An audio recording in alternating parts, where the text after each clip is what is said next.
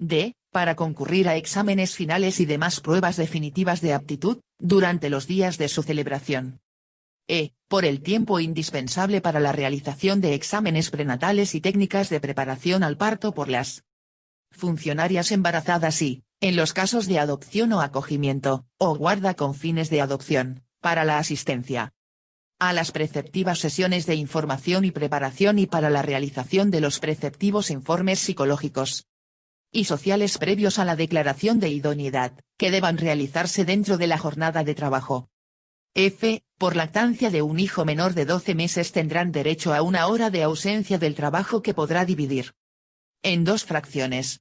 Este derecho podrá sustituirse por una reducción de la jornada normal en media hora al inicio y al final de la jornada, o en 1 hora al inicio o al final de la jornada, con la misma finalidad.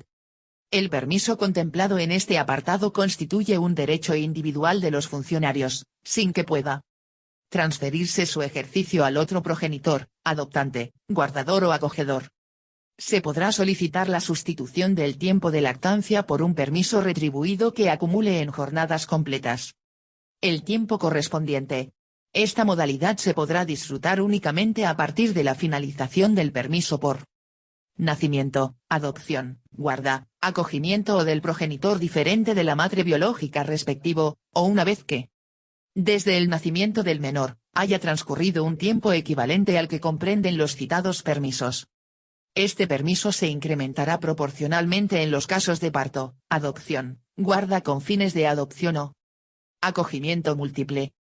G. Por nacimiento de hijos prematuros o que por cualquier otra causa deban permanecer hospitalizados a continuación del parto, la funcionaria o el funcionario tendrá derecho a ausentarse del trabajo durante un máximo de 2 horas diarias percibiendo las retribuciones íntegras.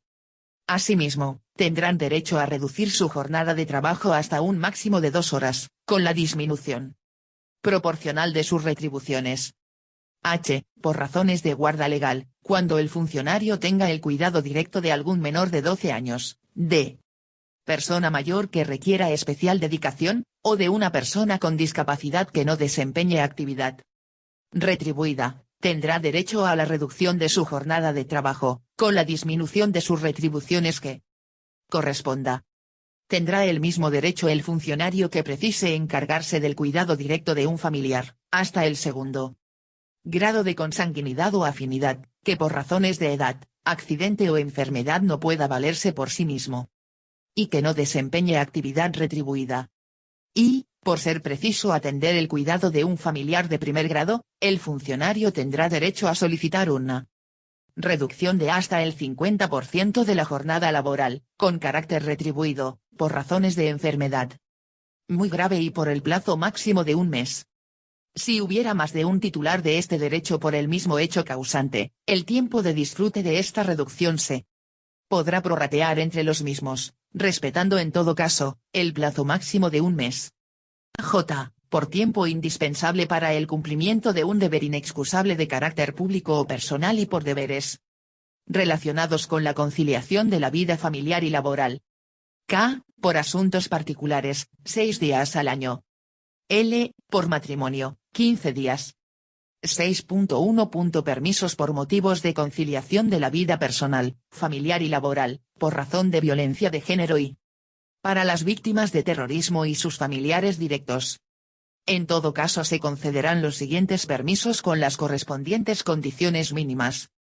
A. Permiso por nacimiento para la madre biológica, tendrá una duración de 16 semanas, de las cuales las 6 semanas inmediatas posteriores al parto serán en todo caso de descanso obligatorio e ininterrumpidas.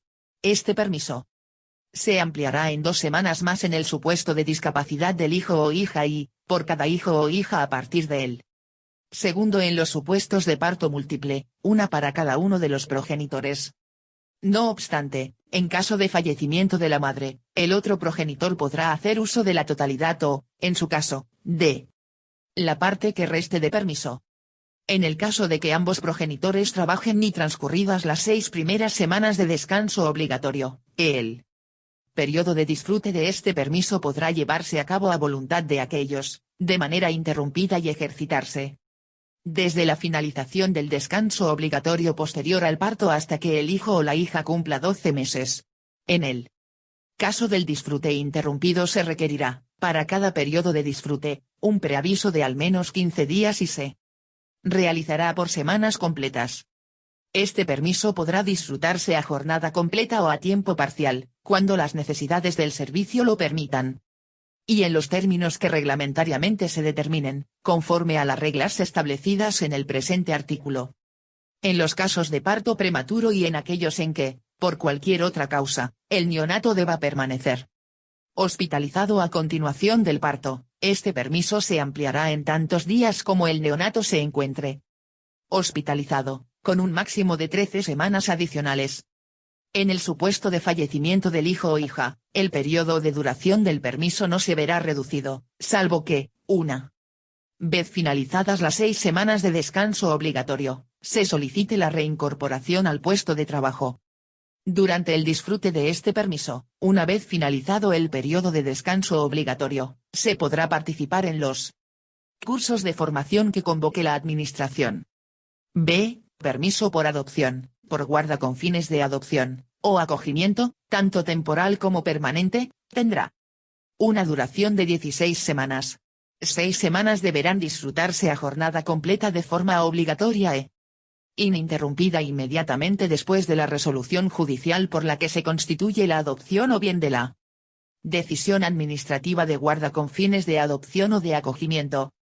En el caso de que ambos progenitores trabajen y transcurridas las 6 primeras semanas de descanso obligatorio, el periodo de disfrute de este permiso podrá llevarse a cabo de manera interrumpida y ejercitarse desde la finalización del descanso obligatorio posterior al hecho causante hasta que el hijo o la hija cumpla 12 meses. En el caso del disfrute interrumpido se requerirá, para cada periodo de disfrute, un preaviso de al menos 15 días y se realizará por semanas completas. Este permiso se ampliará en 2 semanas más en el supuesto de discapacidad del menor adoptado o acogido y por cada hijo o hija, a partir del segundo, en los supuestos de adopción, guarda con fines de adopción o acogimiento múltiple, una para cada uno de los progenitores. El cómputo del plazo se contará a elección del progenitor, a partir de la decisión administrativa de guarda con fines de adopción o acogimiento, o a partir de la resolución judicial por la que se constituya la adopción sin que en ningún caso un mismo menor pueda dar derecho a varios periodos de disfrute de este permiso. Este permiso podrá disfrutarse a jornada completa o a tiempo parcial, cuando las necesidades de servicio lo permitan. Y en los términos que reglamentariamente se determine, conforme a las reglas establecidas en el presente artículo. Si fuera necesario el desplazamiento previo de los progenitores al país de origen del adoptado, en los casos de adopción o acogimiento internacional, se tendrá derecho, además, a un permiso de hasta 2 meses de duración, percibiendo durante este periodo exclusivamente las retribuciones básicas, con independencia del permiso de hasta 2 meses previsto en el párrafo anterior y para el supuesto contemplado en dicho párrafo, el permiso por adopción, guarda con fines de adopción o acogimiento, tanto temporal como permanente, podrá iniciarse hasta 4 semanas antes de la resolución judicial por la que se constituya la adopción, o la decisión administrativa o judicial de acogimiento. Durante el disfrute de este permiso se podrá participar en los cursos de formación que convoque la Administración. Los supuestos de adopción, guarda con fines de adopción o acogimiento, tanto temporal como permanente, previstos en este artículo serán los que así se establezcan en el Código Civil o en las leyes civiles de las comunidades autónomas que lo regulen, debiendo tener el acogimiento temporal una duración no inferior a 1 año. C. Permiso del progenitor diferente de la madre biológica por nacimiento, guarda con fines de adopción, acogimiento o adopción de un hijo o hija, tendrá una duración de 16 semanas de las cuales las 6 semanas inmediatas posteriores al hecho causante serán en todo caso de descanso obligatorio. Este permiso se ampliará en 2 semanas más, una para cada uno de los progenitores, en el supuesto de discapacidad del hijo o hija, y por cada hijo o hija a partir del segundo en los supuestos de nacimiento, adopción, guarda con fines de adopción o acogimiento múltiples. a disfrutar a partir de la fecha del nacimiento, de la decisión administrativa de guarda con fines de adopción o acogimiento, o de la resolución judicial por la que se constituya la adopción. Este permiso podrá distribuirse por el progenitor que vaya a disfrutar del mismo siempre que las 6 primeras semanas sean ininterrumpidas e inmediatamente posteriores a la fecha del nacimiento, de la decisión judicial de guarda con fines de adopción o acogimiento o decisión judicial por la que se constituya la adopción. En el caso de que ambos progenitores trabajen y transcurridas las 6 primeras semanas, el periodo de disfrute de este permiso podrá llevarse a cabo de manera interrumpida y ejercitarse desde la finalización del descanso obligatorio posterior al parto hasta que el hijo o la hija cumpla 12 meses. En el caso del disfrute interrumpido se requerirá, para cada periodo de disfrute, un preaviso de al menos 15 días y se realizará por semanas completas. En el caso de que se optara por el disfrute del presente permiso con posterioridad a la semana 16 del permiso por nacimiento, si el progenitor que disfruta de este último permiso hubiere solicitado la acumulación del tiempo de lactancia de un hijo menor de 12 meses en jornadas completas del apartado F, del artículo 48, será a la finalización de ese periodo cuando se dará inicio al cómputo de las 10 semanas restantes del permiso del progenitor diferente de la madre biológica. Este permiso podrá disfrutarse a jornada completa o a tiempo parcial, cuando las necesidades del servicio lo permitan y en los términos que reglamentariamente se determinen, conforme a las reglas establecidas en el presente artículo. En los casos de parto prematuro y en aquellos en que, por cualquier otra causa, el neonato deba permanecer hospitalizado a continuación del parto, este permiso se ampliará en tantos días como el neonato se encuentre hospitalizado, con un máximo de 13 semanas adicionales. En el supuesto de fallecimiento del hijo o hija, el periodo de duración del permiso no se verá reducido, salvo que, una vez finalizadas las 6 semanas de descanso obligatorio se solicite la reincorporación al puesto de trabajo. Durante el disfrute de este permiso, transcurridas las 6 primeras semanas ininterrumpidas e inmediatamente posteriores a la fecha del nacimiento, se podrá participar en los cursos de formación que convoque la Administración. En los casos previstos en los apartados A, B y C, el tiempo transcurrido durante el disfrute de estos permisos se computará como de servicio efectivo a todos los efectos, garantizándose la plenitud de derechos económicos de la funcionaria y, en su caso, del otro progenitor funcionario, durante todo el periodo de duración del permiso, y, en su caso, durante los periodos posteriores al disfrute de este, si de acuerdo con la normativa aplicable, el derecho a percibir algún concepto retributivo se determina en función del periodo de disfrute del permiso. Los funcionarios que hayan hecho uso del permiso por nacimiento, adopción, guarda con fines de adopción o acogimiento, tanto temporal como permanente, tendrán derecho, una vez finalizado el periodo de permiso, a reintegrarse a su puesto de trabajo en términos y condiciones que no les resulten menos favorables al disfrute del permiso, así como a beneficiarse de cualquier mejora en las condiciones de trabajo a las que hubieran podido tener derecho durante su ausencia. D. Permiso por razón de violencia de género sobre la mujer funcionaria, las faltas de asistencia, de las funcionarias víctimas de violencia de género, totales o parciales, tendrán la consideración de justificadas por el tiempo y en las condiciones en que así lo determinen los servicios sociales de atención o de salud según proceda. Asimismo, las funcionarias víctimas de violencia sobre la mujer, para hacer efectiva su protección o su derecho de asistencia social integral, tendrán derecho a la reducción de la jornada con disminución proporcional de la retribución o la reordenación del tiempo de trabajo, a través de la adaptación del horario, de la aplicación del horario flexible o de otras formas de ordenación del tiempo de trabajo que sean aplicables, en los términos que para estos supuestos establezca el plan de igualdad de aplicación o, en su defecto, la administración pública competente en cada caso. En el supuesto enunciado en el párrafo anterior, la funcionaria pública mantendrá sus retribuciones íntegras cuando reduzca su jornada en un tercio o menos. Permiso por cuidado de hijo menor afectado por cáncer u otra enfermedad grave, el funcionario tendrá derecho, siempre que ambos progenitores, adoptantes, guardadores con fines de adopción o acogedores de carácter permanente trabajen, a una reducción de la jornada de trabajo de al menos la mitad de la duración de aquella. Percibiendo las retribuciones íntegras con cargo a los presupuestos del órgano o entidad donde venga prestando sus servicios, para el cuidado, durante la hospitalización y tratamiento continuado, del hijo menor de edad afectado por cáncer, tumores malignos, melanomas o carcinomas, o por cualquier otra enfermedad grave que implique un ingreso hospitalario de larga duración y requiera la necesidad de su cuidado directo, continuo y permanente acreditado por él.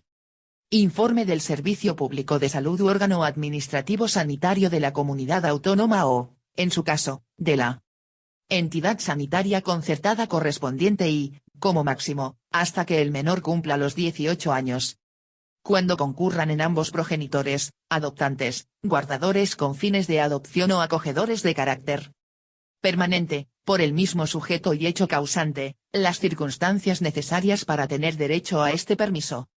O, en su caso, puedan tener la condición de beneficiarios de la prestación establecida para este fin en el régimen de la seguridad social que les sea de aplicación, el funcionario tendrá derecho a la percepción de las retribuciones íntegras durante el tiempo que dure la reducción de su jornada de trabajo, siempre que el otro progenitor, adoptante o guardador con fines de adopción o acogedor de carácter permanente, sin perjuicio del derecho a la reducción de jornada que le corresponda, no cobre sus retribuciones íntegras en virtud de este permiso o como beneficiario de la prestación establecida para este fin en el régimen de la seguridad social que le sea de aplicación.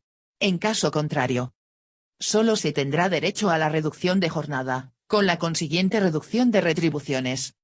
Asimismo, en el supuesto de que ambos presten servicios en el mismo órgano o entidad, ésta podrá limitar su ejercicio simultáneo por razones fundadas en el correcto funcionamiento del servicio.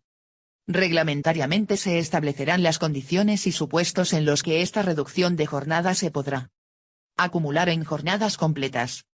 F. Para hacer efectivo su derecho a la protección y a la asistencia social integral, los funcionarios que hayan sufrido daños físicos o psíquicos como consecuencia de la actividad terrorista, su cónyuge o persona con análoga relación de afectividad, y los hijos de los heridos y fallecidos, siempre que ostenten la condición de funcionarios y de víctimas del terrorismo de acuerdo con la legislación vigente, así como los funcionarios amenazados en los términos del artículo 5 de la Ley 29/2011, de 22 de septiembre, de reconocimiento y protección integral a las víctimas del terrorismo, previo reconocimiento del Ministerio del Interior o de sentencia judicial firme, tendrán derecho a la reducción de la jornada con disminución proporcional de la retribución, o a la reordenación del tiempo de trabajo, a través de la adaptación del horario, de la aplicación del horario flexible o de otras formas de ordenación del tiempo de trabajo que sean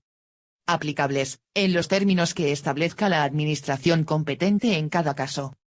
Dichas medidas serán adoptadas y mantenidas en el tiempo en tanto que resulten necesarias para la protección y asistencia social integral de la persona a la que se concede, ya sea por razón de las secuelas provocadas por la acción terrorista, ya sea por la amenaza a la que se encuentra sometida, en los términos previstos reglamentariamente. 6.2. Vacaciones de los funcionarios públicos. Los funcionarios públicos tendrán derecho a disfrutar, durante cada año natural, de unas vacaciones retribuidas de 22 días hábiles, o de los días que correspondan proporcionalmente si el tiempo de servicio durante el año fue menor.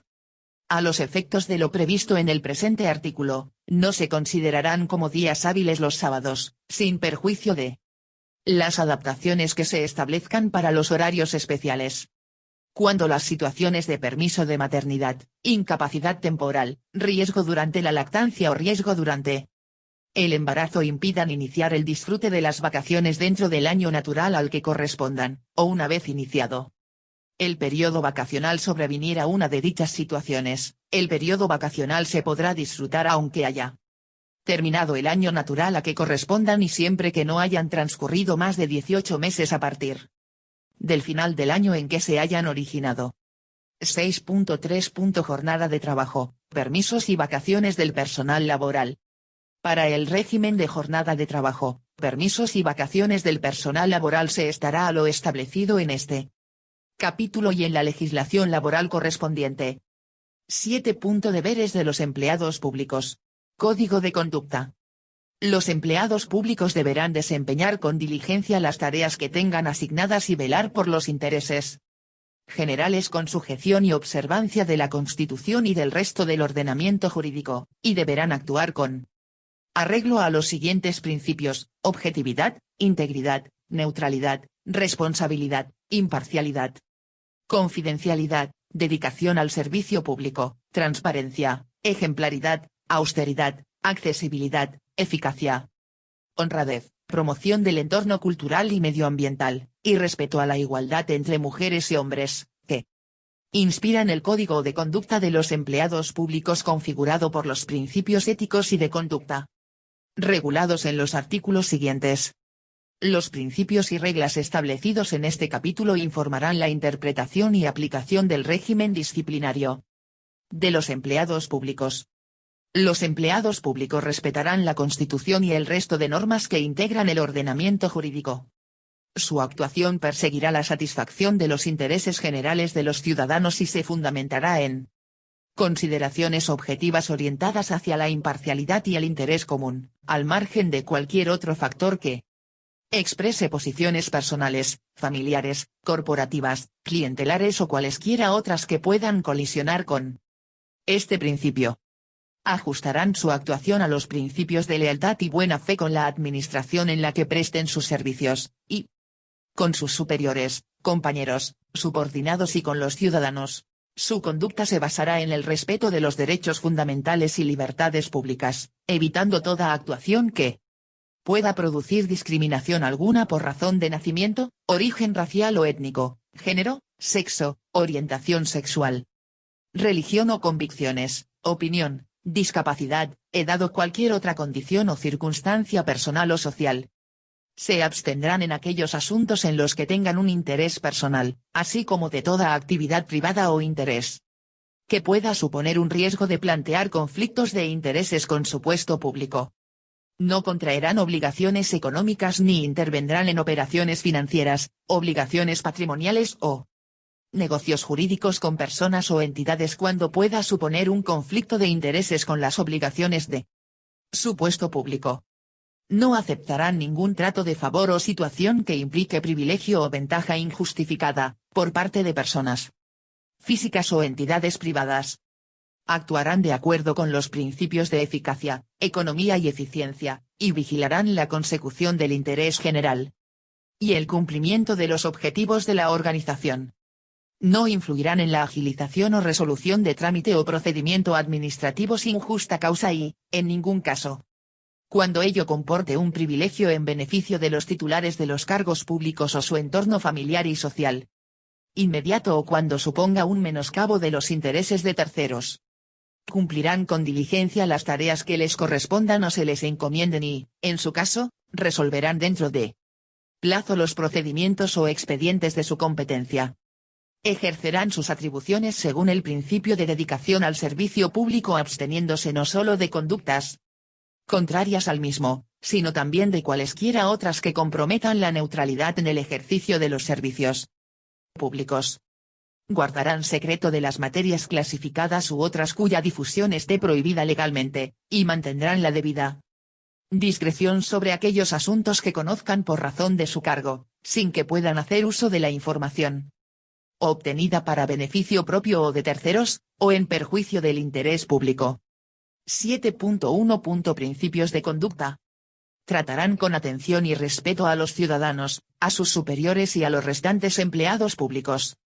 El desempeño de las tareas correspondientes a su puesto de trabajo se realizará de forma diligente y cumpliendo la jornada y el horario establecidos. Obedecerán las instrucciones y órdenes profesionales de los superiores, salvo que constituyan una infracción manifiesta del ordenamiento jurídico, en cuyo caso las pondrán inmediatamente en conocimiento de los órganos de inspección procedentes. Informarán a los ciudadanos sobre aquellas materias o asuntos que tengan derecho a conocer, y facilitarán el ejercicio de sus derechos y el cumplimiento de sus obligaciones. Administrarán los recursos y bienes públicos con austeridad, y no utilizarán los mismos en provecho propio de personas allegadas. Tendrán, asimismo, el deber de velar por su conservación. Se rechazará cualquier regalo, favor o servicio en condiciones ventajosas que vaya más allá de los usos habituales, sociales y de cortesía, sin perjuicio de lo establecido en el Código Penal. Garantizarán la constancia y permanencia de los documentos para su transmisión y entrega a sus posteriores responsables. Mantendrán actualizada su formación y cualificación. Observarán las normas sobre seguridad y salud laboral.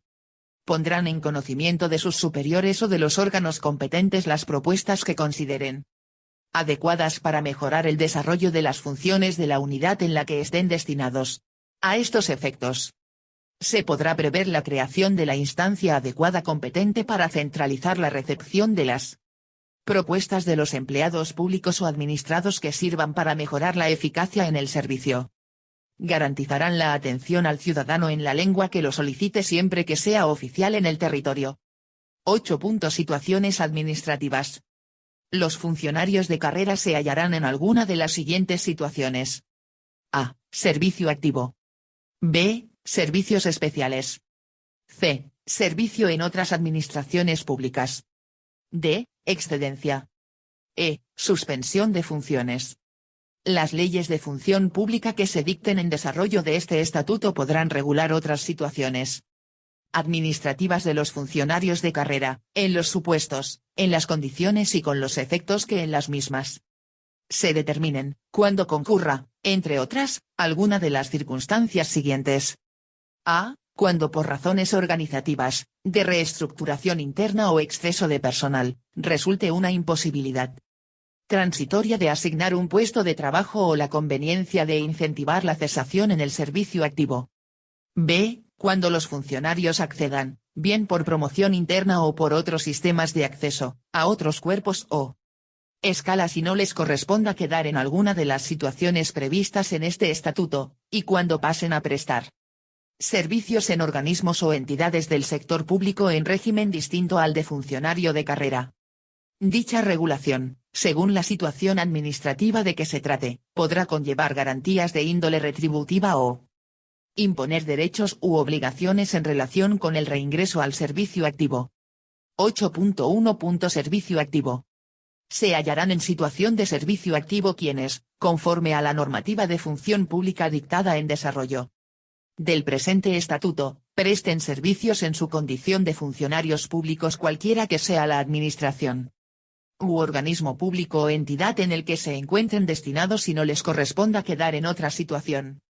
Los funcionarios de carrera en situación de servicio activo gozan de todos los derechos inherentes a su condición de funcionarios y quedan sujetos a los deberes y responsabilidades derivados de la misma. Se regirán por las normas de este estatuto y por la normativa de función pública de la administración pública en que presten servicios. 8.2. Servicios especiales.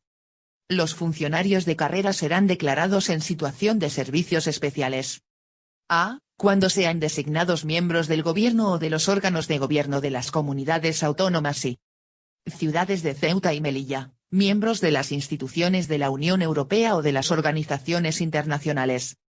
O sean nombrados altos cargos de las citadas administraciones públicas o instituciones.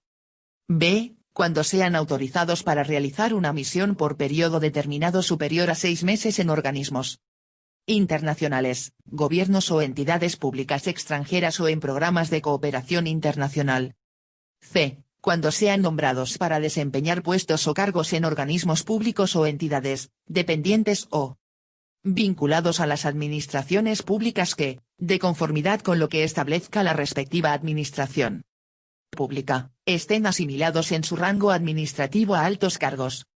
D. Cuando sean adscritos a los servicios del Tribunal Constitucional o del Defensor del Pueblo o destinados al Tribunal de Cuentas en los términos previstos en el artículo 93.3 de la Ley 7.988, de 5 de abril, de funcionamiento del Tribunal de Cuentas.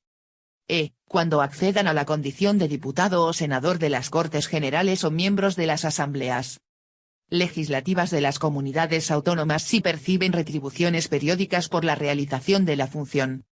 Aquellos que pierdan dicha condición por disolución de las correspondientes cámaras o terminación del mandato de Las mismas podrán permanecer en la situación de servicios especiales hasta su nueva constitución.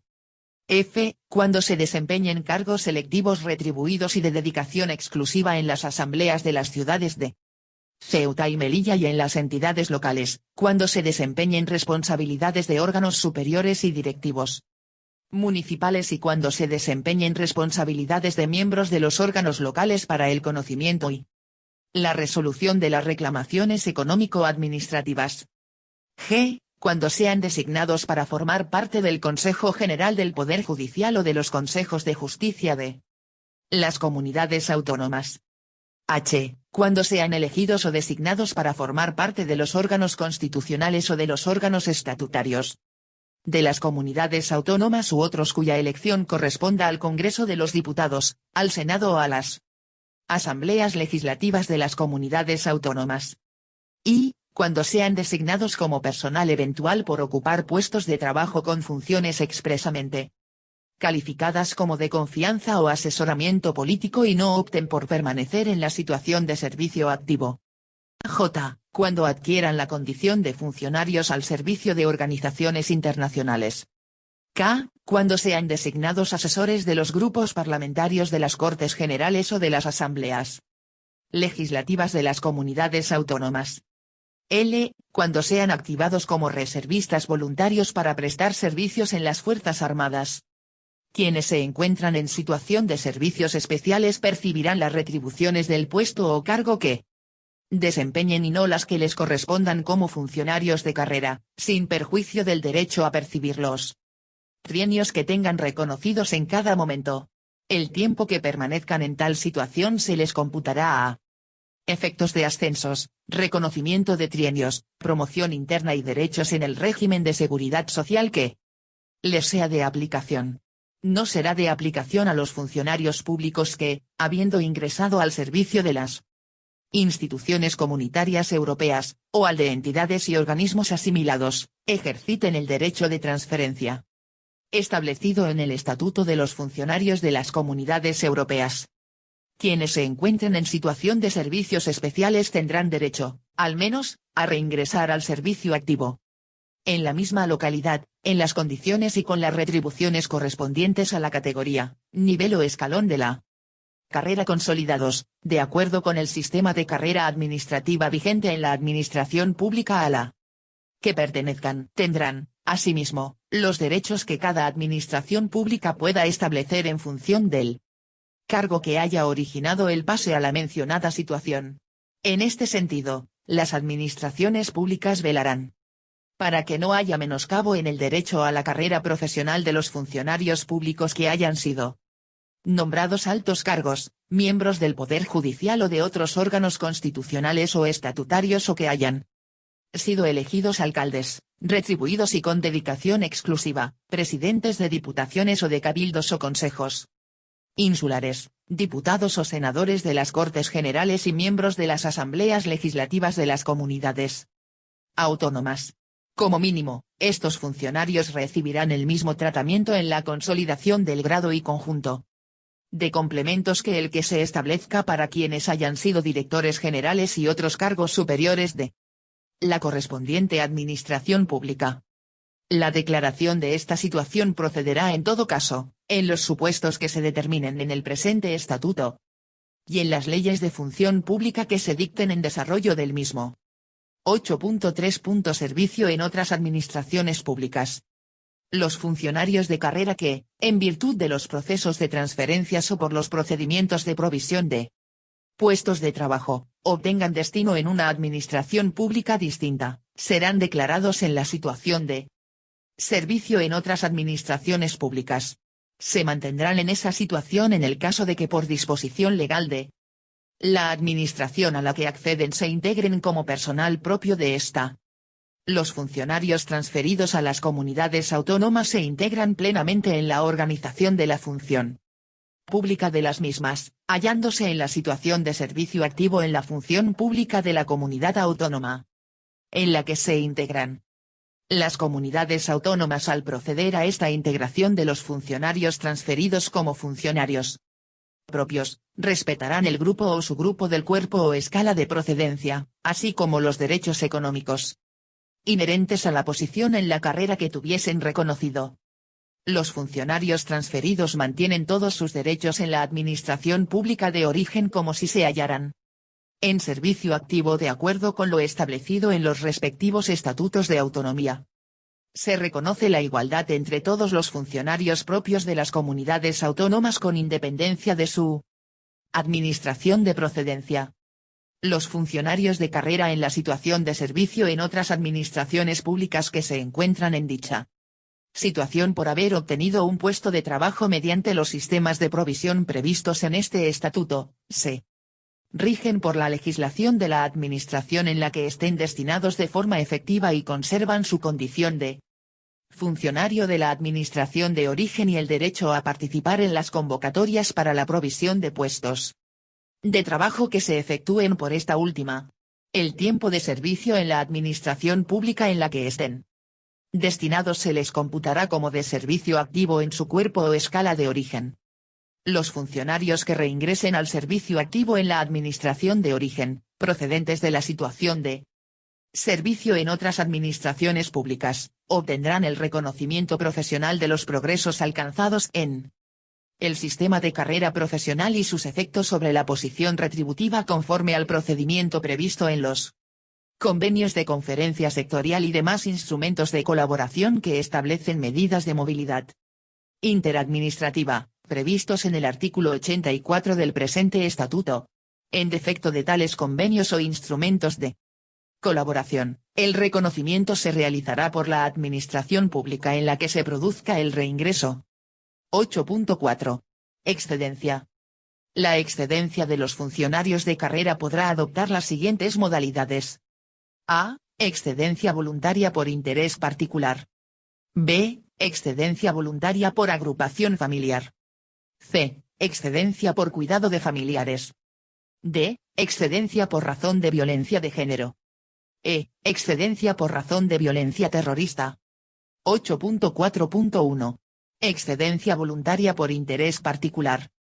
Los funcionarios de carrera podrán obtener la excedencia voluntaria por interés particular cuando hayan prestado servicios efectivos en cualquiera de las administraciones públicas durante un periodo mínimo de 5 años inmediatamente anteriores. No obstante, las leyes de función pública que se dicten en desarrollo del presente estatuto podrán establecer una duración menor del periodo de prestación de servicios exigido para que el funcionario de carrera pueda solicitar la excedencia y se determinarán los periodos mínimos de permanencia en la misma. La concesión de excedencia voluntaria por interés particular quedará subordinada a las necesidades del servicio, debidamente motivadas. No podrá declararse cuando al funcionario público se le instruya expediente disciplinario. Procederá a declarar de oficio la excedencia voluntaria por interés particular cuando finalizada la causa que determinó el pase a una situación distinta a la de servicio activo, se incumpla la obligación de solicitar el reingreso al servicio activo en el plazo en que se determine reglamentariamente. Quienes se encuentren en situación de excedencia por interés particular no devengarán retribuciones, ni les será computable el tiempo que permanezcan en tal situación a efectos de ascensos, trienios y derechos en el régimen de seguridad social que les sea de aplicación. 8.4.2. Excedencia voluntaria por agrupación familiar. Podrá concederse la excedencia voluntaria por agrupación familiar sin el requisito de haber prestado servicios efectivos en cualquiera de las administraciones públicas durante el periodo establecido a los funcionarios cuyo cónyuge resida en otra localidad por haber obtenido y estar desempeñando un puesto de trabajo de carácter definitivo como funcionario de carrera o como laboral fijo en cualquiera de las administraciones públicas, organismos públicos y entidades de derecho público dependientes o vinculados a ellas, en los órganos constitucionales o del Poder Judicial y órganos similares de las comunidades autónomas, así como en la Unión Europea o en organizaciones internacionales. Quienes se encuentren en situación de excedencia voluntaria por agrupación familiar no devengarán retribuciones, ni les será computable el tiempo que permanezcan en tal situación a efectos de ascensos, trienios y derechos en el régimen de seguridad social que les sea de aplicación. 8.4.3. Excedencia por cuidado de familiares. Los funcionarios de carrera tendrán derecho a un periodo de excedencia de duración no superior a 3 años para atender al cuidado de cada hijo, tanto cuando lo sea por naturaleza como por adopción, o de cada menor sujeto a guarda con fines de adopción o acogimiento permanente, a contar desde la fecha de nacimiento o, en su caso, de la resolución judicial o administrativa. También tendrán derecho a un periodo de excedencia de duración no superior a 3 años, para atender al cuidado de un familiar que se encuentre a su cargo, hasta el segundo grado inclusive de consanguinidad o afinidad que por razones de edad, accidente, enfermedad o discapacidad no pueda valerse por sí mismo y no desempeñe actividad retribuida. El periodo de excedencia será único por cada sujeto causante. Cuando un nuevo sujeto causante diera origen a una nueva excedencia, el inicio del periodo de la misma pondrá fin al que se viniera disfrutando. En el caso de que dos funcionarios generasen el derecho a disfrutarla por el mismo sujeto causante, la Administración podrá limitar su ejercicio simultáneo por razones justificadas relacionadas con el funcionamiento de los servicios. El tiempo de permanencia en esta situación será computable a efectos de trienios, carrera y derechos en el régimen de seguridad social que sea de aplicación. El puesto de trabajo desempeñado se reservará, al menos, durante 2 años. Transcurrido este periodo, dicha reserva lo será a un puesto en la misma localidad y de igual retribución. Los funcionarios en esta situación podrán participar en los cursos de formación que convoque la Administración. 8.4.4. Excedencia por razón de violencia de género. Las funcionarias víctimas de violencia de género, para hacer efectiva su protección o su derecho a la asistencia social integral, tendrán derecho a solicitar la situación de excedencia sin tener que haber prestado un tiempo mínimo de servicios previos y sin que sea exigible plazo de permanencia en la misma.